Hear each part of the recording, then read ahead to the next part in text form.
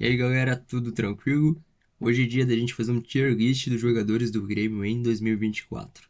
E a gente vai separar quem brigou, quem foi bem e quem deixou a desejar. Lembrando sempre, isso aqui é sobre o desempenho em campo, sem atacar ninguém fora dele. Então bora montar essa lista e ver como ficou o saldo do ano. Estou aqui no site Tiermaker e já separei aqui como piores do ano, foi mal, o neutro, jogou bem e os destaques do ano. Então a gente vai seguir aqui a ordem e vamos colocar então os jogadores aqui por linha. Começando com o Marquezin, para mim não tem nem dúvidas, ele foi destaque. Principalmente na reta final do ano, sem as defesas dele, a gente teria tomado muitos gols, muitos jogos teriam tido resultados diferentes. Vale destaque bastante naquele jogo contra o Palmeiras, que seria uma goleada histórica para o Palmeiras se não fosse o Marquezin. Então ele se mostrou muito seguro nessa reta final do Brasileirão e para mim ele é o destaque do ano. Vai aqui na lista dos destaques.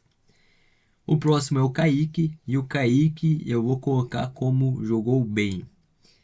Ele não se mostrou muito seguro no ano e eu acredito que isso se dá ao fato dele não ter o ritmo de jogo.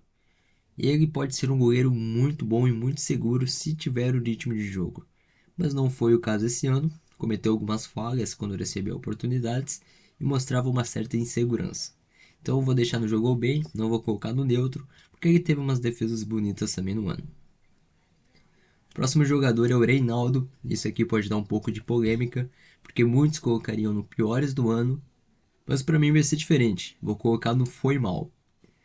Ele não foi o excelente jogador que a gente esperava que fosse, né, quando foi contratado. E neste ano ele teve bastantes assistências, teve gols também importantes, se mostrou muito seguro na parte de cobranças de pênalti. Mas o problema do Reinaldo é a marcação, né, o momento defensivo dele. E se a gente pegar muitos e muitos gols que a gente levou, foi nas costas dele.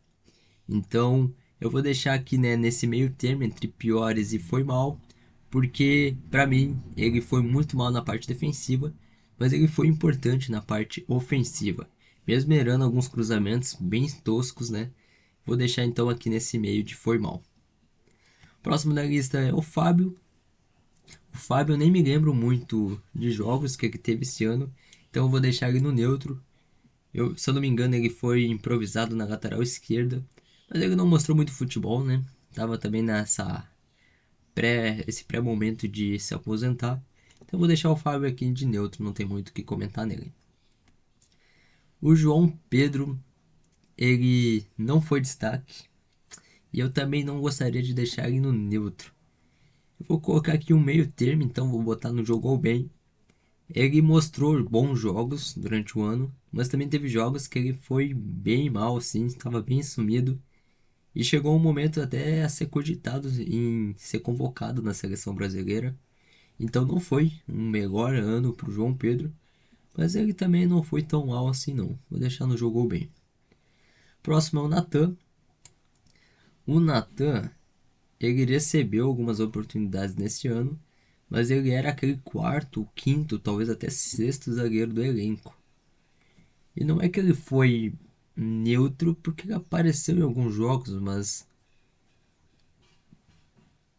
se a gente pegar ali no histórico, então eu vou colocar ele no jogou bem, porque quando ele entrou em campo, ele se mostrou ser um zagueiro bem seguro.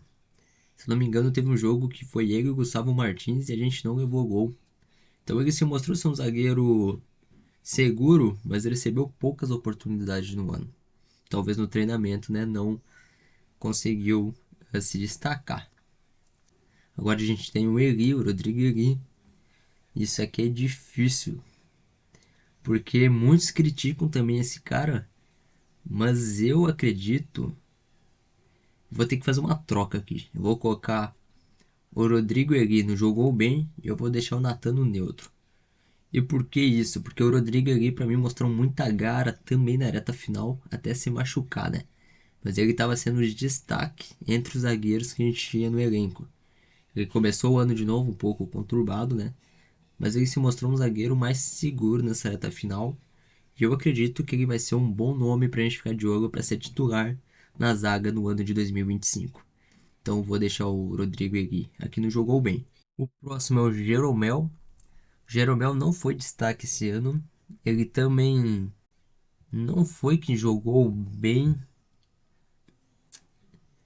Eu vou colocar o Jeromel no neutro, ficou entre o meio termo assim. Tá explicado também o motivo dele precisar se aposentar, né? Ele errava muitos botes quando estava em campo. Outros jogos já começava a acertar. Ele foi bem irregular assim, né? Alguns jogos fazia bons lances, outros jogos acabava furando, não conseguia acompanhar na marcação. Então vou deixar o Jeromel no neutro, não vou queimar ele aqui também. Agora, o Gustavo Martins, ele iniciou o ano, né? Primeiro jogo fazendo gol no Gauchão. Mas, cara, ele depois eu não vi muito dele, sabe? Nos jogos que ele foi ali titular, a gente levou gol. Teve um jogo que o Rodrigo ele se machucou e ele entrou.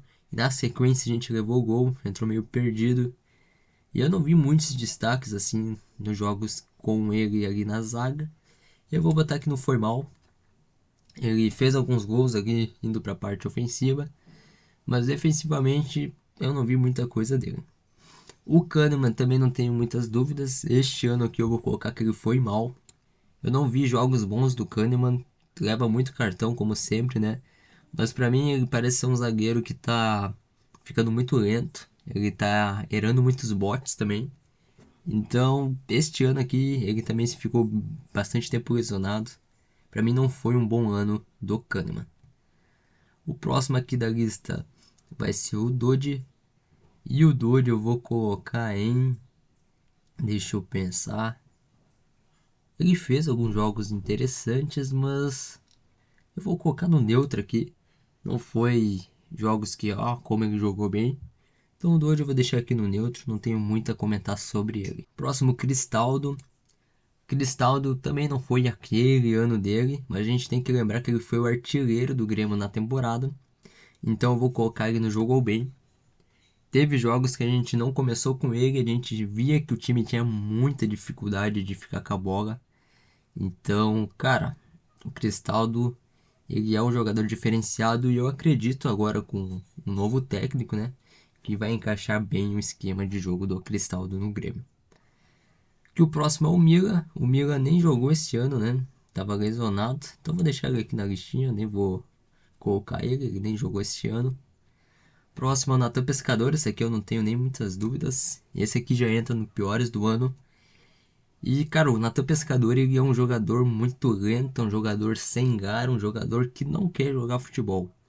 Teve um joguinho contra o The Strongers lá na altitude.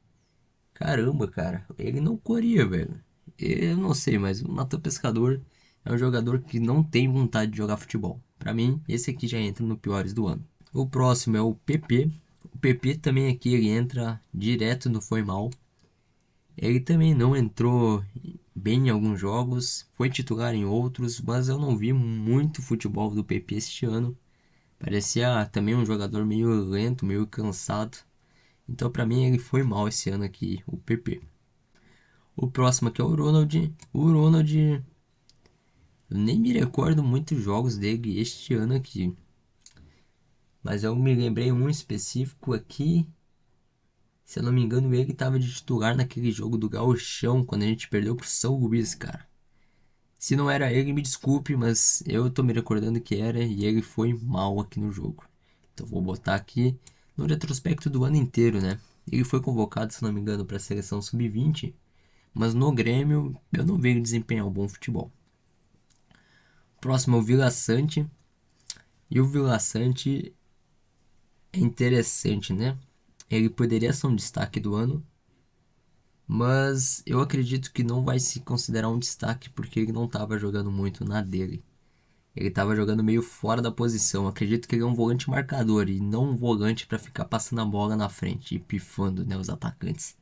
E por estar na posição errada, ele não foi um destaque. Ele só jogou bem. Acredito que ano que vem, se ele jogar como um volante marcador, porque ele faz muitos desarmes, tende a ser um destaque. Próximo, Nathan Fernandes. O Nathan Fernandes, para mim, ele chegou a fazer um gol importante, né, na Libertadores. Mas, cara, depois ele sumiu.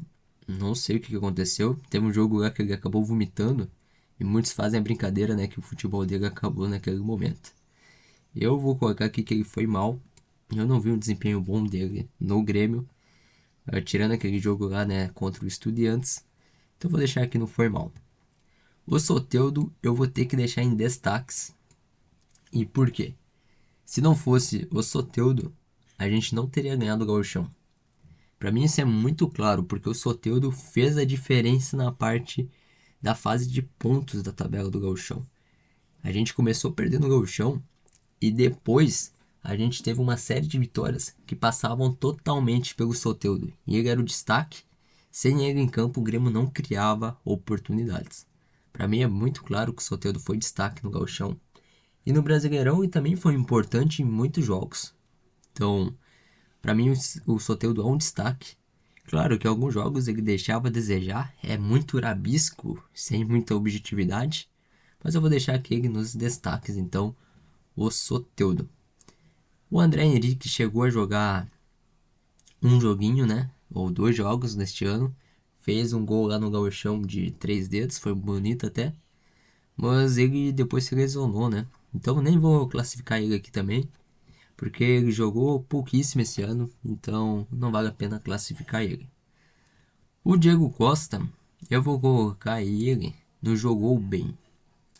Porque o Diego Costa também foi muito importante no gauchão. Naquele jogo que a gente virou na final contra o Juventude. Ele deu uma assistência, se eu não me engano, e ele foi responsável pelo segundo gol também. Então ele foi bastante destaque. No momento que ele começou a jogar o gauchão também, foi outro time, o Grêmio. A gente tinha uma referência no ataque, né? Então ali ele foi extremamente importante. No Brasileirão ele começou bem também. Se eu não me engano, fez alguns gols na Libertadores. Mas depois da lesão, ele voltou muito mal.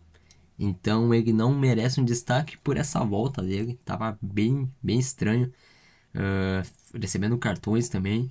Então vou deixar aqui no jogou bem. O próximo para mim é o Duqueiroz. E cara, esse daqui ele vai nos piores do ano. Ele recebeu as oportunidades dele. Mas também foi um jogador que não mostrou raça, não mostrou muita vontade. E para mim, ele nem merece foi mal. Merece os piores do ano aqui. O próximo da lista aqui é o Mike. Cara, e o Mike, pra mim não tem muito o que falar sobre ele. É um jogador que veio de um time de Série B, ou Série C, se não estou enganado. Não mostrou destaques, não mostrou muita segurança em alguns jogos. Teve um jogo do Gauchão que ele foi expulso, que quase comprometeu nossa classificação. Então o Mike eu vou colocar no foi mal. Pra mim, não foi um bom jogador e não desempenhou bem em campo. O Pavon, ele foi muito importante no início do Gauchão, né? Nas primeiras rodadas quando ele foi contratado. Porém depois, cara, ele sumiu. Sumiu mesmo. Teve acho que um e outro jogo no Brasileirão que fez algumas aparições. Cara, eu vou deixar ele no neutro. Por ter um desempenho bom no gauchão, sabe? Que foi importante. Mas no resto assim, da temporada não agradou muito. Vou deixar no neutro aqui para não descascar muito ele. O Rafael Cabral. Bom, eu não queria ser tão rude, mas vou botar ele nos piores do ano. Ele me mostrou ser um goleiro muito seguro, cara. Quando ele entrou ali como goleiro do Grêmio, a gente tomou muitos gols. Ele não passava segurança, parecia um braço muito curto, não pegava as bolas no canto. Não gostei da atuação dele com a camisa do Grêmio, então vai nos piores do ano. O Edenilson, eu sou um cara bem crítico ao futebol dele. O Renato falava que escalava ele para ter mais marcação, né? No time. Mas quando ele entrava, a gente tinha menos marcação. Quando ele era titular, o time não ficava com a bola.